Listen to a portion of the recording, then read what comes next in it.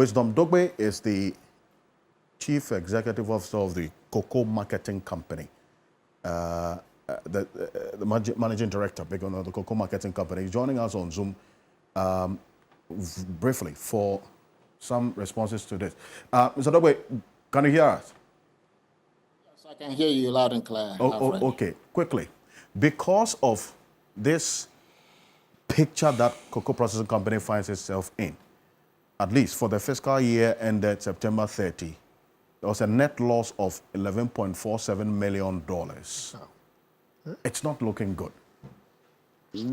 What exactly is going to be the role of CPC in this entire value addition conversation?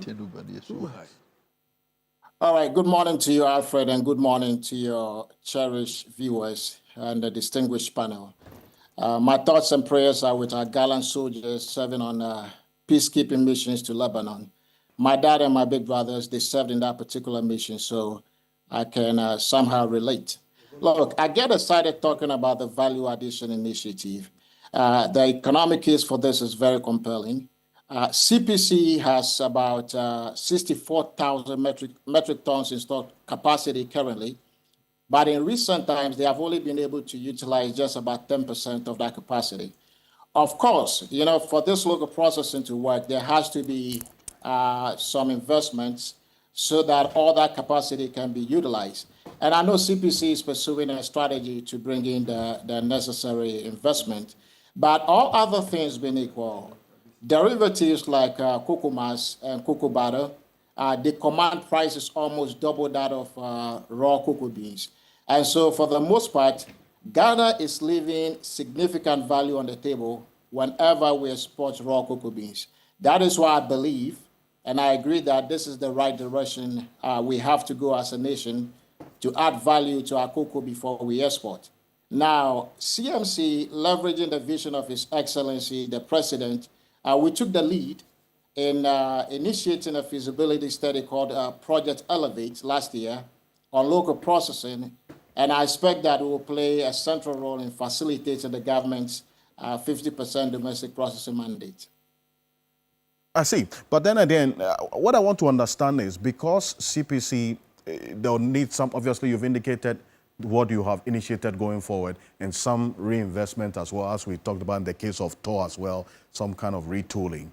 What role will the private processors already in the business play in this whole policy of value addition, 50% cocoa beans retention that the finance minister talked about?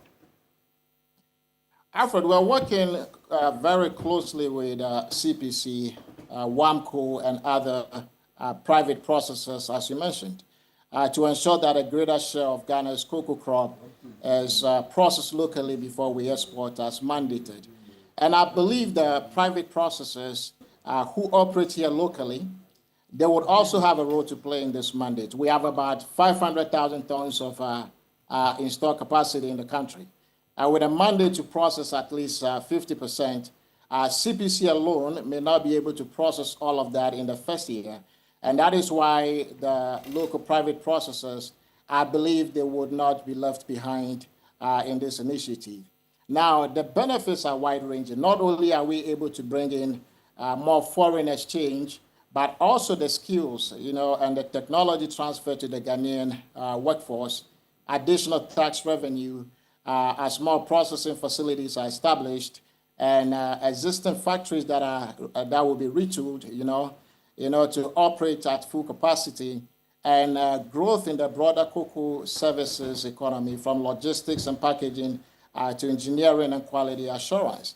Alfred, this is about, you know, an entire ecosystem that benefits the Ghanaian farmer and the nation as a whole, not just selling a raw commodity.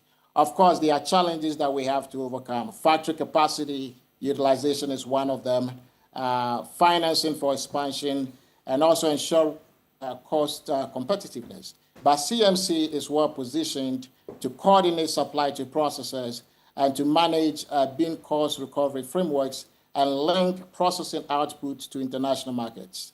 I see.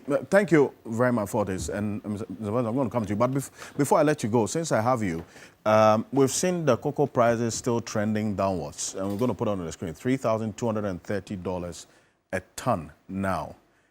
And the main explanation that the finance minister gave for the cut in the cocoa prices that eventually affected the farmer, which Richard Ayagba referenced, is that at that time, our cocoa beans was quite expensive, and so the buyers were not looking our way.